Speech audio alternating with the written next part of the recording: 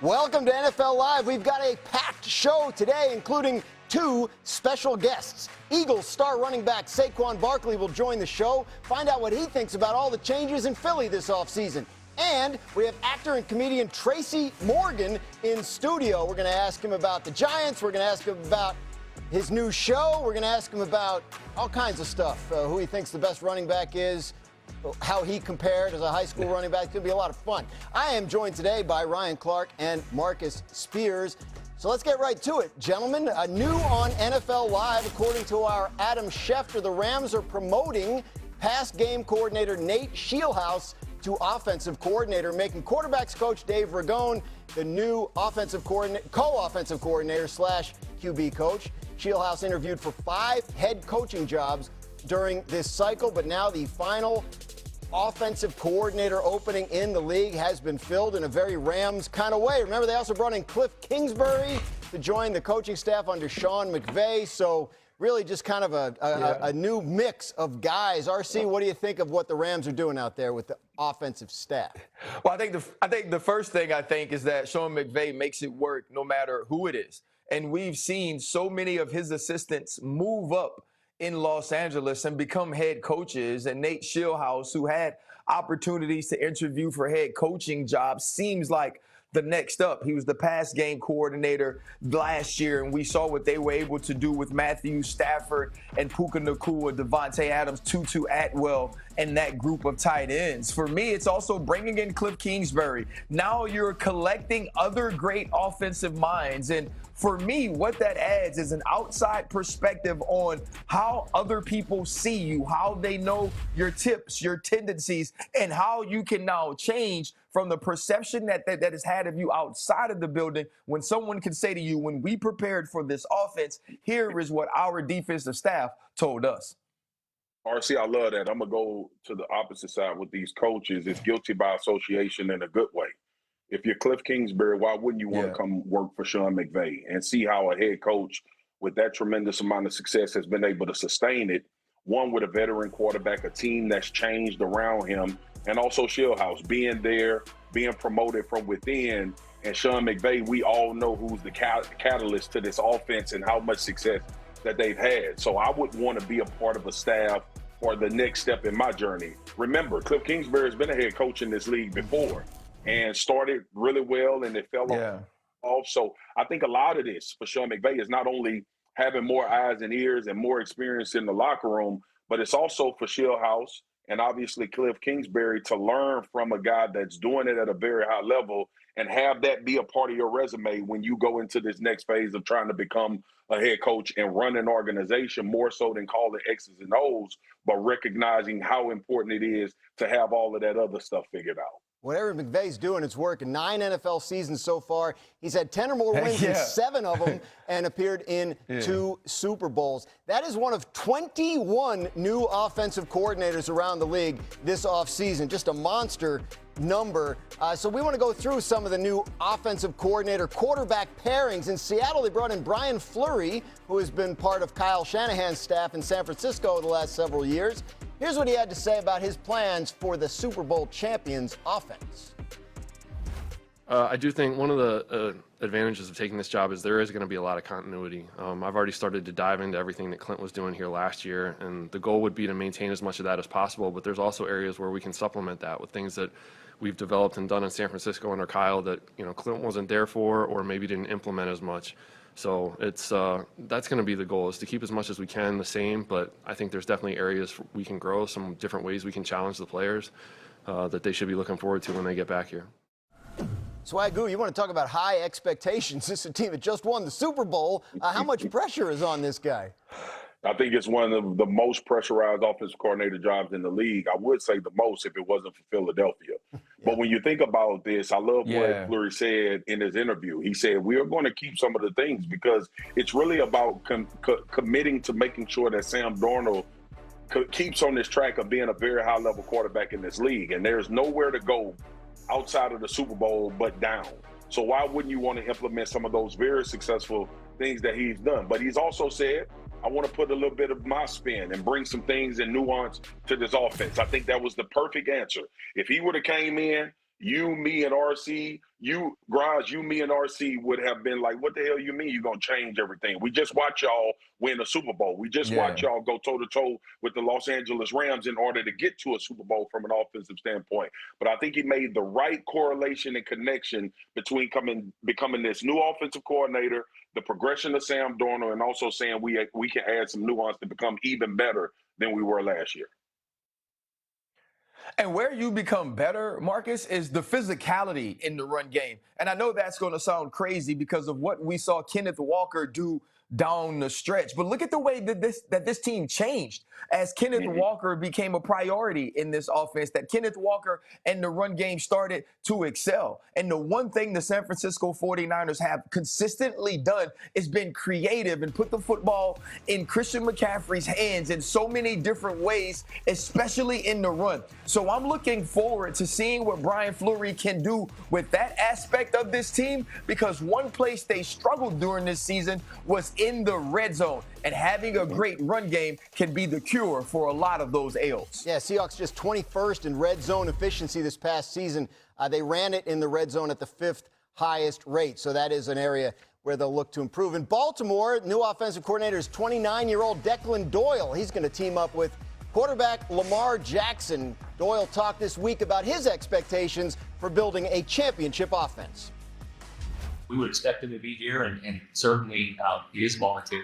And so, but it's also, if you want to say that you're going to win a championship, you want to say that you have championship standards and those are your goals and your expectations. Certainly that's going to take work. That's going to take collaboration.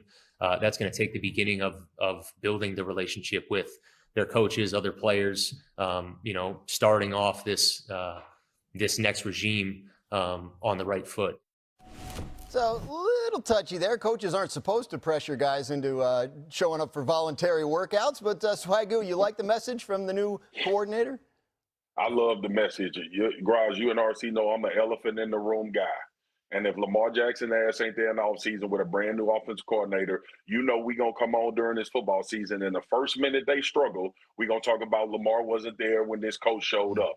I think that's a big move by Declan Doyle. It's establishing respect. It's establishing that I'm the coach and offensive coordinator, but I'm wanting, and my quarterback here, I'm wanting the guy that I've seen do so many tremendous things in this league to be a big part of the success that we have. And I got to reframe something that I said earlier. This will be the most polarizing offensive coordinator job in the league when it comes to the Baltimore Ravens because of who Lamar Jackson is and how this offseason has transpired. But I think that's a statement that he needed to make. Bashadi alluded to it throughout the coaching search. Lamar have his ASS down here when we trying to make this decision and be there in the OTAs. And I think more than anything, Lamar understands this as well. If he wants to win a Super Bowl, if he wants to go deeper into the playoffs and have better performances, it's going to start now and building the rapport with your new offensive coordinator, who I think is ecstatic to work with Lamar Jackson and try to get him to where he hasn't been yet.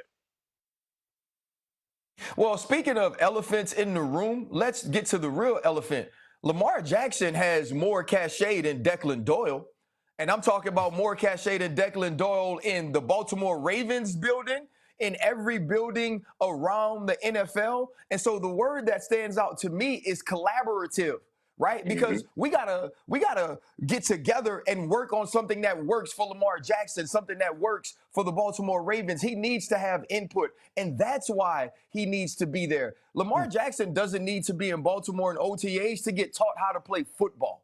Lamar Jackson knows how to play football. If you're Declan Doyle, you're getting this job when you were working under Ben Johnson, who's called plays. This is your first time at 29, the same exact age as Lamar Jackson. And so now let's collaborate. Let's work on something that you feel good about and add the things that I've learned working under a genius like Ben Johnson, seeing Caleb Williams ascend, and make this offense as explosive as it can be under the two-time MVP. And so when they get together this offseason, the conversation is going to have to be about what makes us most comfortable, and Lamar Jackson needs to be in Baltimore to have those conversations. Yeah, those 2 MVP trophies, but the reason there's a new staff there in Baltimore and John Harbaugh's gone is because they haven't had the playoff success, so we'll see what they can do to fix that. In Tennessee, new head coach Robert Saleh brought in Brian Daboll as his offensive coordinator.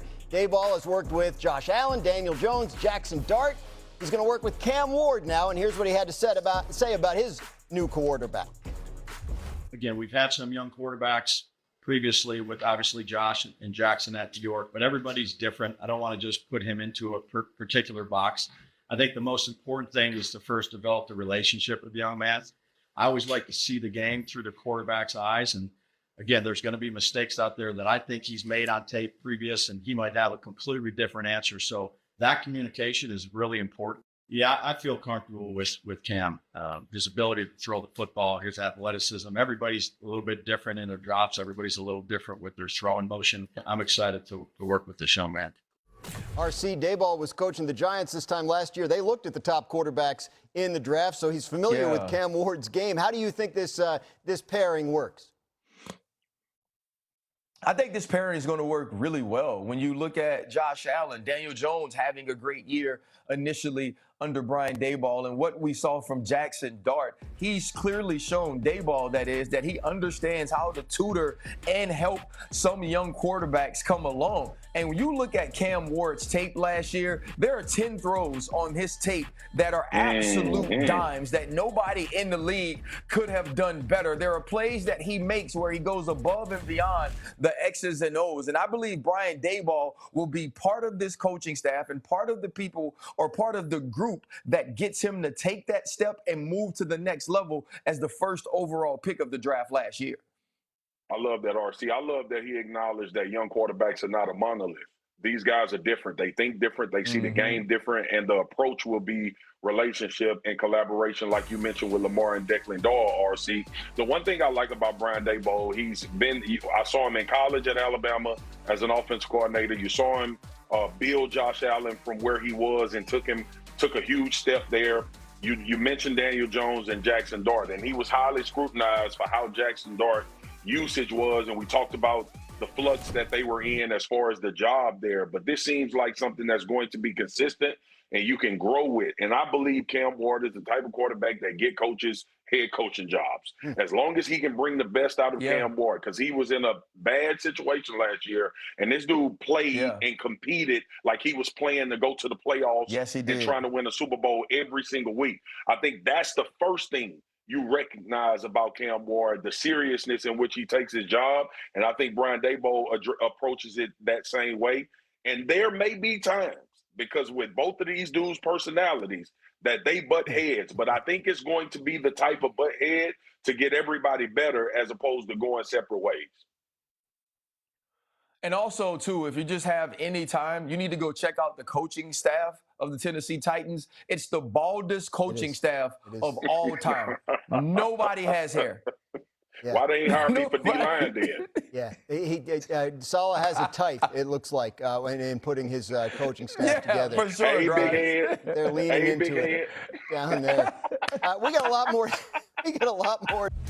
Welcome back to NFL Live, where we've got updates on some key wide receivers. George Pickens of the Cowboys expected to get the franchise tag before the March 3rd deadline. That'll keep him in Dallas at least another year, and they work on a long-term deal. Tyreek Hill is a free agent for the first time after being released this week by the Dolphins. Hill played in only 4 games this past season after dislocating his knee in Week 4. Turns 32 this weekend. And Mike Evans will return for a 13th NFL season in 2026 after an injury-plagued season saw him play a career-low 8 games. Evans currently a free agent and turns 33 in August. I want to go back, though, to George Pickens. RC, how difficult do you think getting a long-term – we ask this about the Cowboys and somebody every year. How challenging is it going to be to get a long-term deal done with Pickens?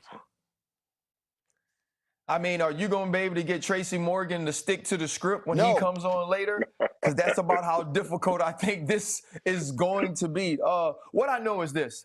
The Dallas Cowboys are going to franchise George Pickens. But George Pickens' agent, David Mulligetta, once famously told me I'm never taking $9 on 10, and most of the time I want 11. And that's exactly how George Pickens will approach this deal. Not like he's the 1B, not like he's an elite 2, but like he's the #1 wide receiver on this team. And so Jerry will not have the opportunity in this sense to say we don't need the agent, because they will need the agent. George Pickens went out and proved how well he can play. He kept his nose clean, away from some of the antics that we saw in Pittsburgh. And so now we'll see if he's able to get the money that he's earned. Well, look, we always try to stick to the script in football and talk about the game on the grass. Look, this thing is the boost your earning potential. And that's what George Pickens did this year.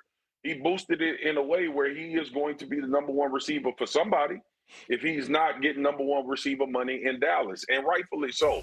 Like, he came from Pittsburgh. We saw the potential. RC went on record saying this dude had more talent than most of everybody in the NFL, and he put it on display this year. He was a big part of what Dallas did offensively. Dak loves him. We saw Dak at the Pro Bowl. He talked about we got to get George Pickens back. So I don't think – I'm with you, RC. And let me let America know something. When RC sitting like this and doing this, and he goes, something about to be hard. Something about to be hard. Like something is going to be very difficult for somebody to do, or he finna crash out on somebody. So look, this may become a very contentious negotiation. Because George Pickens increased his earnings potential, and we know who his agent is, and we know the value, first and foremost, of a #1 wide receiver and how teams look at that in this modern football.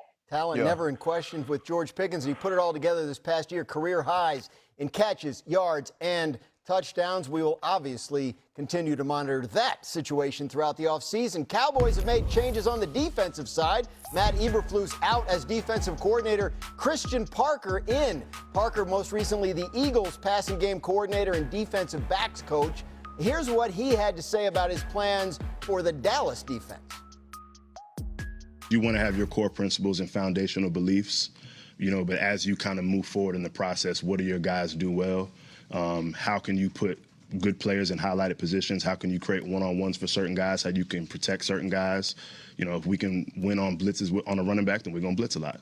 If we got good man-to-man corners, we're going to play man. If we have guys that are better with zone vision, we're going to play more zone. So, you want to build a package that has diversity and scheme, and then you want to, tailor it to the players.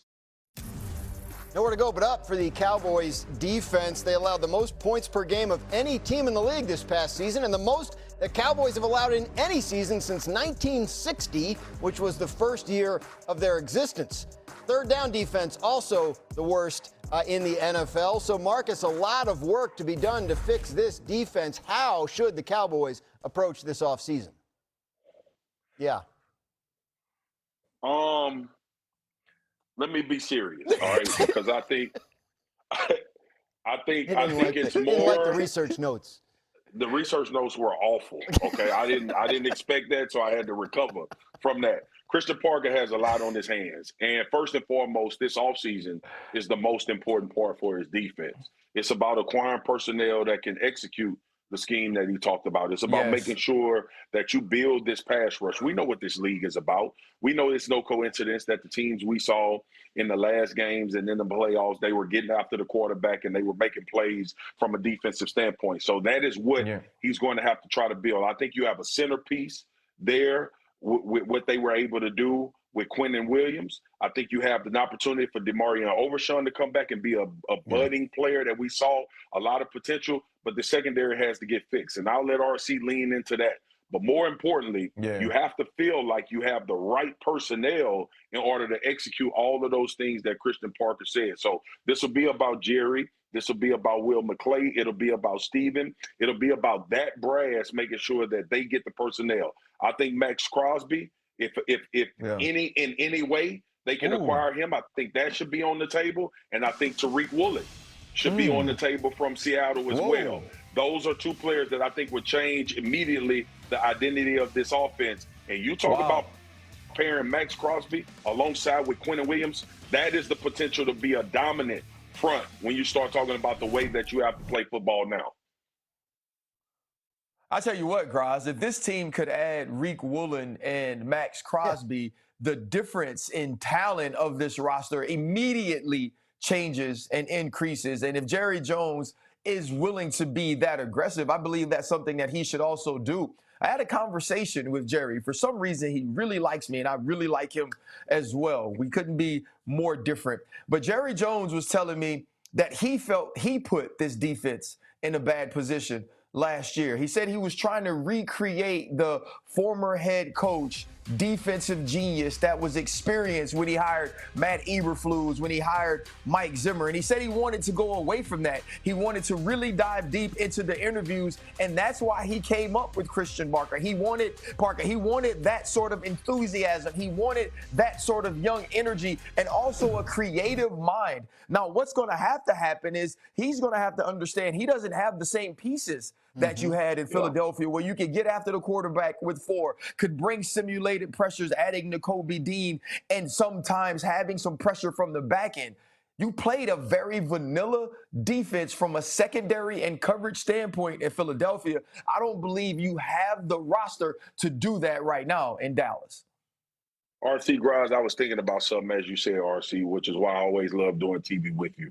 I think Schottenheimer changed the way that Jerry thinks about going about a championship.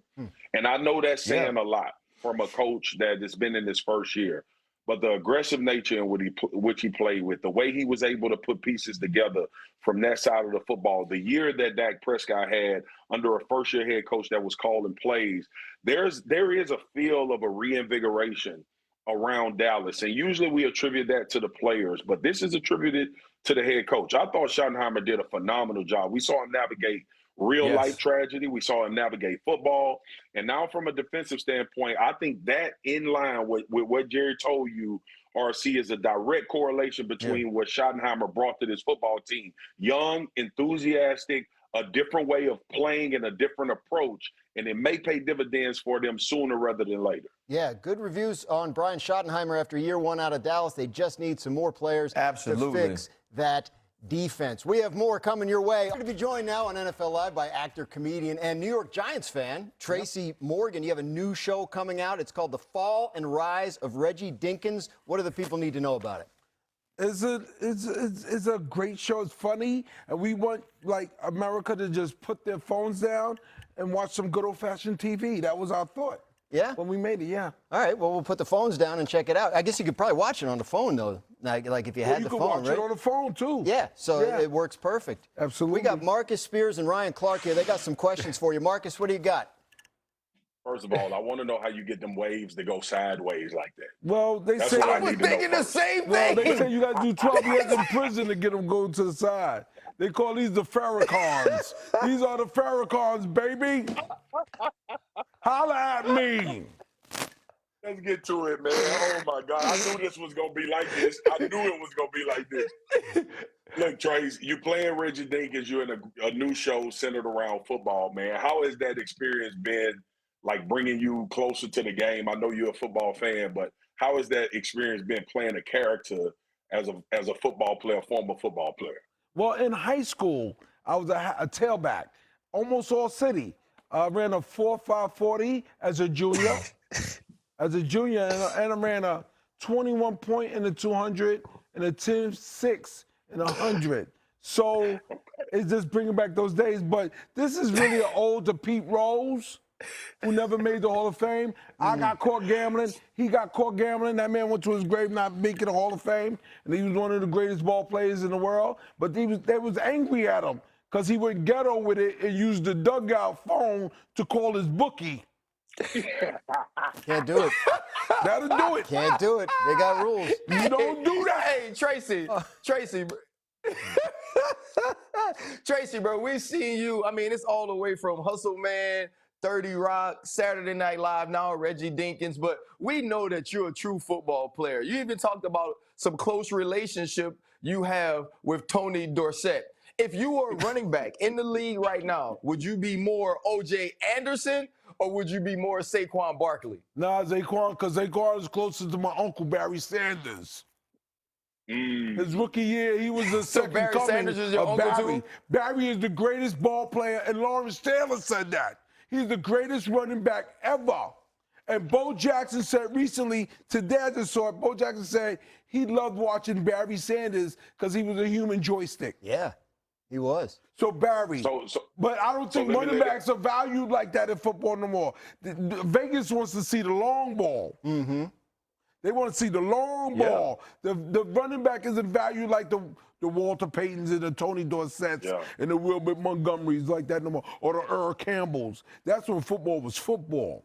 Yeah. Well, Trace, I want to let everybody know that you don't know who your dad is between Wilbur Montgomery and Tony Dorsett. And then me and RC just found out that Barry Sanders is your uncle. And David Ruffin. I don't know how David Ruffin got in there. My aunt Robin said David is your father. David is your father. Dave, they call him Dave. Dave is your father. I don't know. We got to be able to trust. We got to be able to trust Aunt Robin on these kinds of things. Robin knew. Like, why is she going to lie about something like that? Robin knew because Robin was with my mother when they was going to Weight Watchers when she met Dave. Right. So, oh my God. So she was there for the whole thing. I look just like him. Look at my profile. Yeah. Just like David Ruffin. All right, I got you. I can see it. Hey, you want to talk some football? What's it like being a Giants fan right now? You fired up? You talking about the new Giants. This is going to be an interesting season. Yeah? We're going to get one more receiver, and we good. Listen, Jackson Dart is the man. Yeah? What Scatterboo is running like Mark Bavaro, man. Yeah. Scatterboo is running just like Mark Bavaro. Take the whole team to bring him down, and we good after that. Look at Dart. Oh! Neighbors is coming back too. Bro. Neighbors is coming back too. Let me tell you something. I love my Giants. Listen, if you play for any New York team, you are a gladiator. All right. You're a gladiator. I don't deal with the Jets. The Nets, the Jets, and the Mets. That means you got low self-esteem. Low self-esteem. I only mess with dynasties. RC, you got something. Okay, so I have a question then. You can't say that. I got a question then. I'm not playing for the Jets. He can say whatever he wants. They got to buy me out. Clearly. As long as they keep paying him. Huh? Hey, so Tracy, here's my next question though, right? You talked about dynasties. The Knicks got drummed by Detroit. You see, this here is we supposed go. to be where they come out and they show everybody that we're gonna forget about last year when Boston did the same thing and they got knocked out in the second round. We don't want to talk about that. We're not going to talk basketball in Jason Tatum February. blew his Achilles We're not going to talk Father's Day. We're going to be all right. We're going to be all right. We ain't going to talk about basketball now. When the playoffs come, we will be there, or we will be square. The Knicks, that's my team, because that's New York City, baby. That's where King Kong died, and we told Godzilla, you next. That's where the Son of Sam was born. That's where they left the gun and took the cannolis. I don't know. I think that was across the river in Jersey. Oh my God. But no. Sonny got it on the belt. Oh yeah, he would have lived if they had easy pass. Yeah, we're gonna get into the Godfather a little bit later on. So I knew you had something. Easy pass. I love the Godfather. Easy pass would have saved him. Yeah, you don't even have to slow down. Save Sonny. So I knew you had something. I know exactly why me and RC was called to be on this show today. Yeah. Because this man is pure gold, bro. Trace, one second, Trace. Oh my God. Let's try to be serious for 1 second. Okay. 1 second, Trace. All right. You got this show. Try. All right. You paying homage to you said Pete Rose. Right. And you playing a running back, right? So you look across the league, and who is the best running back in football right now? I was at the Super Bowl. I saw the best running. I saw the best. Who was that? They got MVP. Ken Walker. Ken Walker was nice. Yeah. I seen him. He was all over the field. Yeah, big night. But that running back is the best in the league today. He was that day. That's but for that sure. Super Bowl was about Cardi B and her boyfriend and Bad Bunny. Yeah, it was. What about the game? It's really all anybody's been talking about since. Everybody talking about Cardi B and her boyfriend breaking up. Yep. And Bad Bunny. Yeah. And you know, I love Latin people. Latin is my thing. My wife, my lady is Dominican. That's my lady. She's Dominican. So you enjoyed the halftime show? She had a great time. All right, good. It was she pretty called me a entertaining. papi chulo. All right then. Ete papi chulo, I love you. I love you too, baby. Before we get you out of here, we had one thing we wanted to ask you about that has nothing to do with football. Okay. We want to know about your fish tank. Ooh, This is legendary. No, I got a fish tank in every room in my mansion. I got a 20,000-gallon shark tank in the backyard. Obviously. With 14 sharks. Yeah. All right, so you got sharks. There's other dangerous fish or like I like the snails. things that could possibly kill me. Right. I have a moray eel. I have a school of piranha in my pool table down in the basement. How much work is it to feed all these things? Well, I have a team that comes. Yeah. And they feed them. I don't get involved. You don't feed the sharks yourself? No. No, yeah. The good I life. would say. RC, what do you got before we Tracy. get out of here? Tracy, did you ever think you would be rich enough to say things like, I like to have things that could kill me? Listen, I was born in the projects. I was surrounded by things that could kill me. Things that'll kill You know how me. many crackheads was around us? Uncles and aunts that smoke crack, they could kill me. They could kill me.